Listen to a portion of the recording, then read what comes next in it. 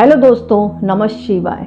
दोस्तों, पितृपक्ष प्रारंभ हो रहे हैं 2024 में 17 सितंबर मंगलवार से शुरू हो रहे हैं, जो कि खत्म होंगे 2 अक्टूबर को मंगलवार के दिन, यानी सर्व पितृ अमावस्या के दिन। सर्वप्रथम तो ये 15-16 दिन आप अपने पितरों को याद करें, उनके नाम से तर्पण करें, पिंडदान करें और श्राद्ध करें।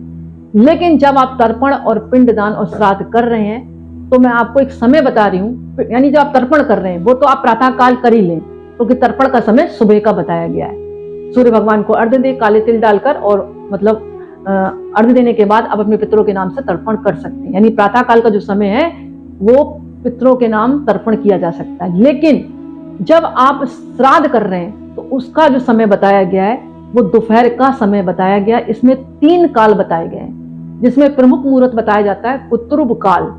ये समय कुतुर्ब काल जो है 11:51 से शुरू होता है, जो कि 12:40 तक आप ब्राह्मण भोजन करा सकते हैं। ये सर्वश्रेष्ठ माना गया है। इसके अलावा एक रोहिण काल शुरू होता है जो 12:40 से 1:30 तक रहता है। इसमें भी आप ब्राह्मण भोजन करा सकते हैं, अपने पितरों के नाम से श्राद्ध कर सकते हैं। अगर आपको ये समय नहीं मिला, यानी कुतुर्ब काल में आप नहीं कर पाए और रोहिण काल में नहीं कर पाए किसी कारणवश, चाहे आप दुकान चला रहे हैं या नौकरी पर जा रहे हैं, आपको समय नहीं मिल रहा, तो अपराह्न का समय जो है उचित बताया गया है। ऐसी स्थिति में आप 1:30 से 3:56 के बीच में आप श्राद्ध कर सकते हैं। यानी जो पितरों के नाम से जो श्राद्ध कर रहे हैं वो दोपहर का समय ही बताया गया है, क्योंकि सूर्य की किरणों में भी आपको पता है यज्ञ किए जाते हैं। तो जब सूर्य की किरणों में यज्ञ किए जाते हैं तो कहा जाता है पितरों तक भोजन जाता है और देवताओं तक भोजन पहुंचता है। इसलिए आप पितरों के नाम से जो भी श्राद्ध कर रहे हैं वो दोपहर का समय आप मतलब उचित रूप से लें। अब एक प्रश्न आता है कि श्राद्ध क्या हम अपनी डेयरी पर करें या किराए के मकान पर करें। दोस्तों, इस पर मैं एक बात बताऊंगी आपको। जैसे कि हो सके तो आपका खुद का मकान है तो अपनी ही डेयरी से ही आपको श्राद्ध करना चाहिए।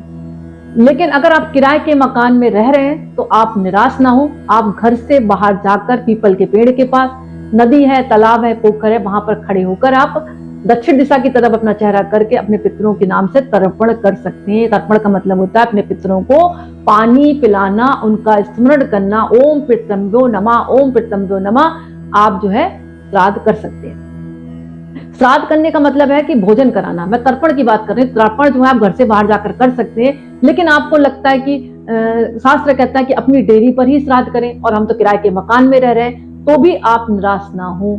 इसके लिए एक नियम यह है कि आप जिस ब्राह्मण को भोजन करा रहे हैं तो आप एक थाली लगाकर आप पीपल के पेड़ के पास भी जाकर भोजन करा सकते हैं, क्योंकि वो पितृ हैं आपके। उस समय आप ब्राह्मण नहीं, उसको पितृ में देख रहे हैं, तो उन देवता को भी आप भोजन वहां पर करा सकते हैं। और अगर ये भी नहीं है तो आप जो है उनके नाम से थोड़ी सी सामग्री जो भी आपने घर में बनाई है उनकी तिथि पर आप एक पत्तल में ले जाकर पीपल के पेड़ के पास या नदी तालाब के जो भी स्थान है वहां पर जाकर उनके नाम से दक्षिण दिशा की तरफ अपना मुंह करके आप अपने पितरों को आमंत्रित करके वहां पर भोग लगा दें और फिर उस भोग को वहीं छोड़ दें और फिर घर पर आकर आप ब्राह्मण को भोजन करा दें। इसमें कोई भी संशय की बात नहीं, क्योंकि पितरों ने तो आपका भोजन ले लिया।